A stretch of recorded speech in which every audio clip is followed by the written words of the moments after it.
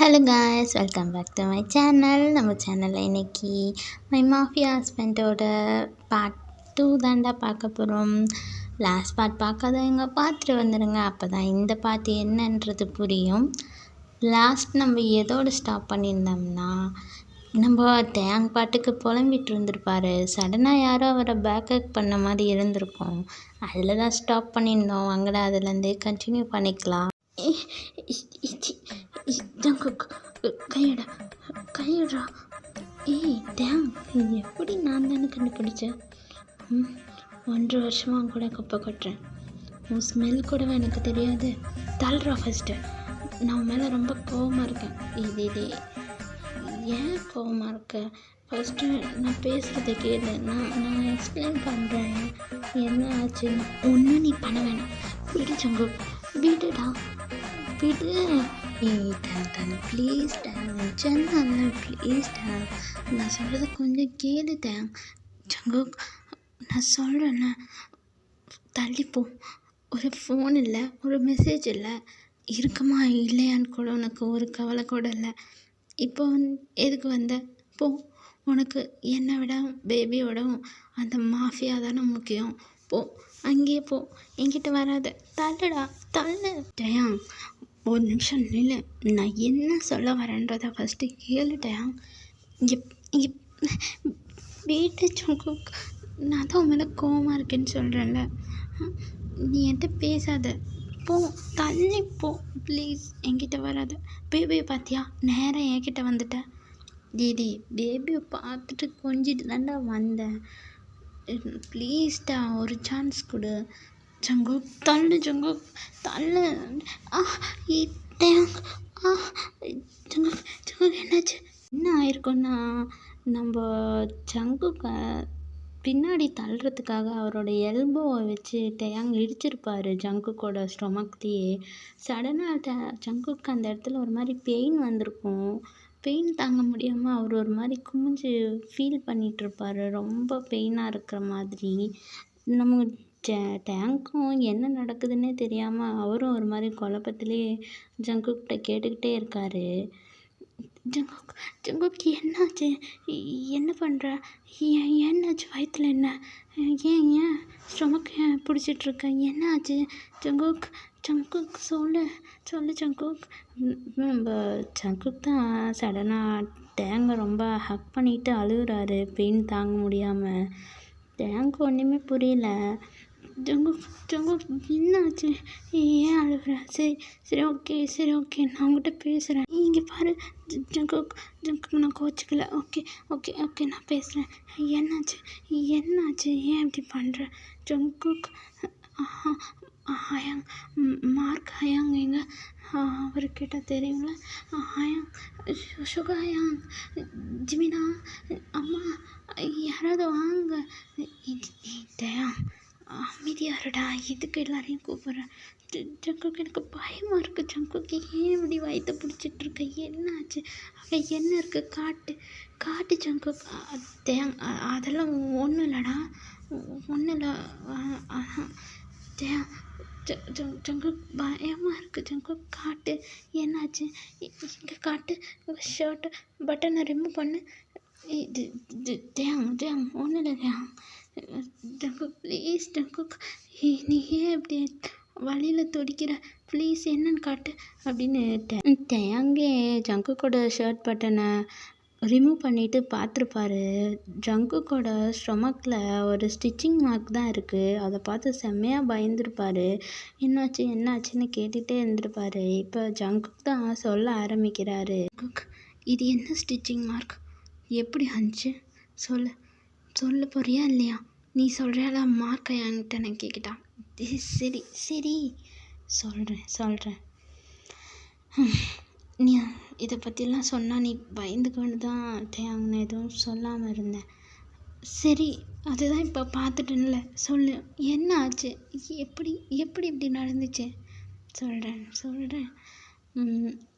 நம்ம பாடிகார்டு ஒருத்தன் தான் இப்படி என்ன ஷூட் பண்ணிட்டான் டேயாங். வாட்? பாடிகார்டா? டே, நீ மாஃபியாடா.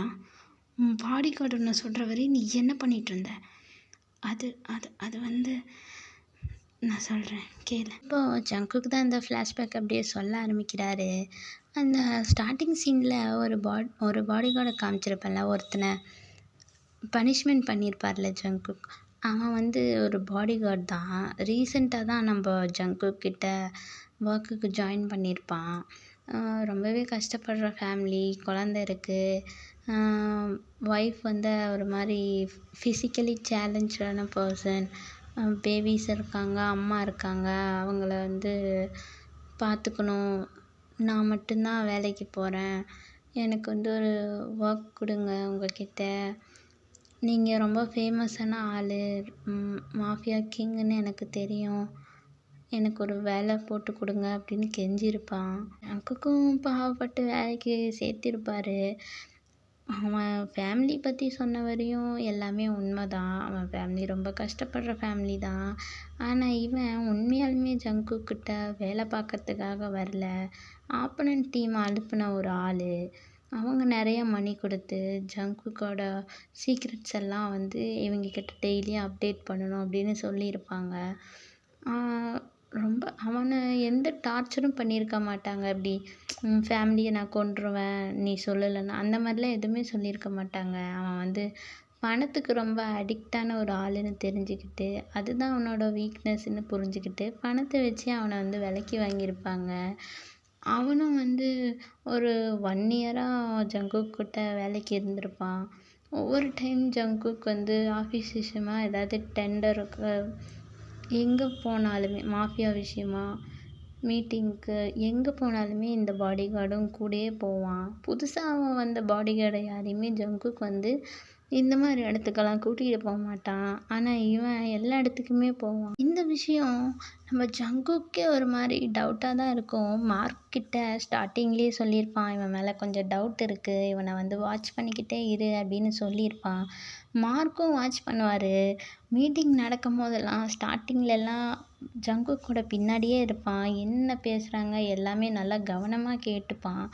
மீட்டிங் முடிய போகிற டைமுக்கு அவன் ஆளே இருக்க மாட்டான். அடிக்கடி ஃபோன் பேசிகிட்டே இருப்பான். மார்க்குக்குமே இது ஒரு சந்தேகமாகவே இருந்திருக்கும். மார்க் வந்து நிறைய டைம் அவனை வந்து வார்ன் பண்ணியிருப்பார். பாஸ்க்கு உன் மேலே ஒரு டவுட் இருக்குது, ஸோ கேர்ஃபுல்லாக இரு, எதுவும் தப்பு எதுவும் பண்ணாதன்னு வார்ன் பண்ணியிருப்பான். அதெல்லாம் அவன் வந்து பெருசாகவே எடுத்திருக்க மாட்டான்.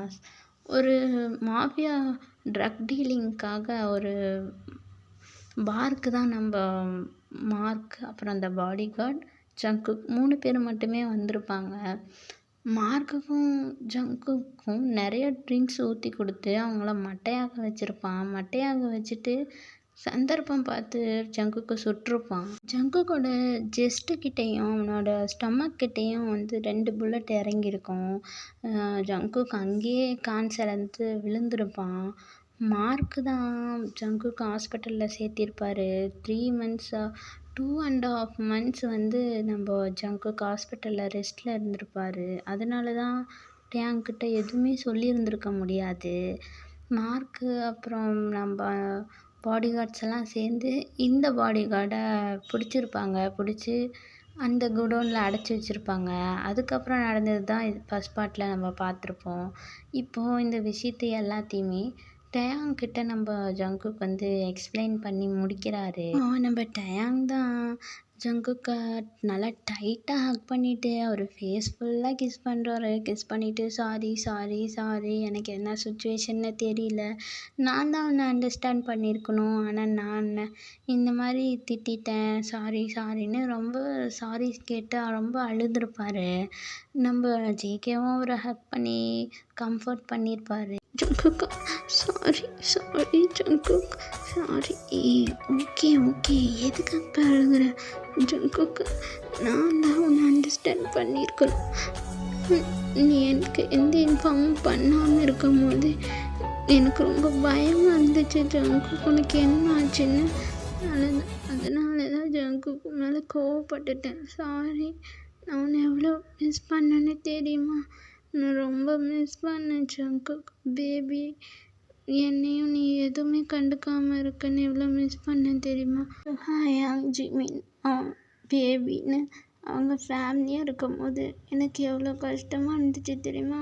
உன்னை நான் எவ்வளோ மிஸ் பண்ணேன் தெரியுமா? சரி சரி சாரி சாரி, இப்படி சொல்லக்கூடாது மிஸ்டர் மாஃபியா. அப்புறம்